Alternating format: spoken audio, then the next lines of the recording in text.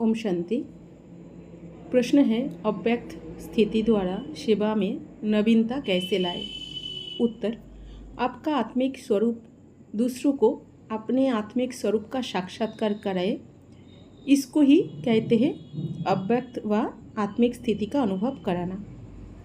सदैव अपने को कंबाइंड समझ, कंबाइंड रूप की सर्विस करो, अर्थात अव्यक्त स्थिति और फिर आवाज़ में आना। आवाज़ से परे स्थिति में स्थित हो, फिर आवाज़ में आने से वह आवाज़ में भी अव्यक्त वाइब्रेशन का प्रवाह किसी को भी बाप की तरफ आकर्षित करेगा। जिस समय सर्विस करते हो उस समय याद में मगन रहने से, अर्थात याद में एकाग्र रहने से अव्यक्त स्थिति का प्रभाव पड़ता है। जैसे इस साकार सृष्टि में छोटे बच्चों को लोरी देते हैं, वह भी आवाज़ होता है, लेकिन वह आवाज़ से परे ले जाने का साधन होता है। ऐसे ही अव्यक्त स्थिति में स्थित होकर आवाज़ में आओ तो आवाज़ से परे स्थिति का अनुभव करा सकते हो। 1 सेकंड की अव्यक्त स्थिति का अनुभव आत्मा को अविनाशी संबंध में जोड़ सकता है। ऐसा अटूट संबंध जुड़ जाता है जो माया भी उस अनुभवी आत्मा को हिला नहीं सकती और वह आवागमन से छूट जाती है। ऐसी आत्मा के ऊपर किसी भी रूप का प्रभाव नहीं पड़ सकता।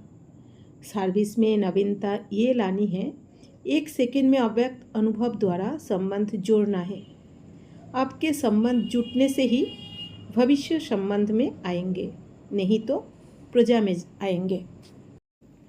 प्रश्न है, योग युक्त होकर बंधन मुक्त बनने की विधि क्या है। उत्तर, बंधन मुक्त होने के लिए योग युक्त होना है। शरीर में रहते हुए सिर्फ निमित्त ईश्वरीय कर्तव्य के लिए आधार लिया हुआ है। जो निमित्त आधार शरीर को समझेंगे वह कभी भी अधीन नहीं बनेंगे। निमित्त आधारमूर्त ही सर्व आत्माओं के आधारमूर्त और उद्धारमूर्त बन सकते हैं। साथी को सदैव साथ रखो और साक्षी बनकर हर कर्म करो। साथी और साक्षी ये 2 शब्द प्रैक्टिस में लाओ तो ये बंधन मुक्त की अवस्था जल्दी बन सकती है। साथी सर्वशक्तिमान के साथ होने से शक्तियाँ भी सर्वप्राप्त हो जाती है। बंधन मुक्त आत्माएं मन के वश अर्थात व्यर्थ संकल्पों के वश नहीं होंगे। परिस्थितियों के वश ना होकर सामना करने की संपूर्ण शक्ति होगी।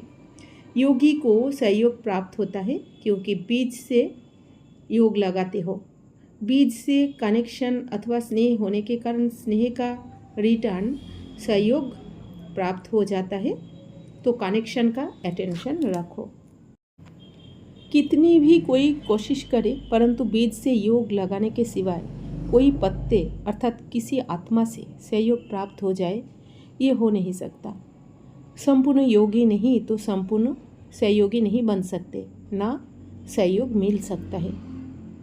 बंधन मुक्त होने के लिए योग युक्त होना है और योग युक्त बनने से स्नेह और सहयोग युक्त बन जाते हैं। प्रश्न है, निरंतर योगी सो सहयोगी बनने की विधि क्या है।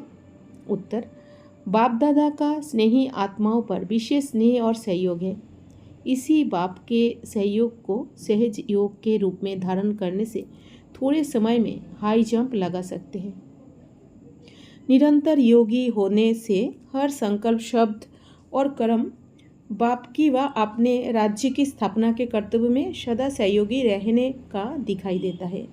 इसको ही ज्ञानी तो आत्मा, योगी तो आत्मा और सच्चा सेवाधारी कहा जाता है।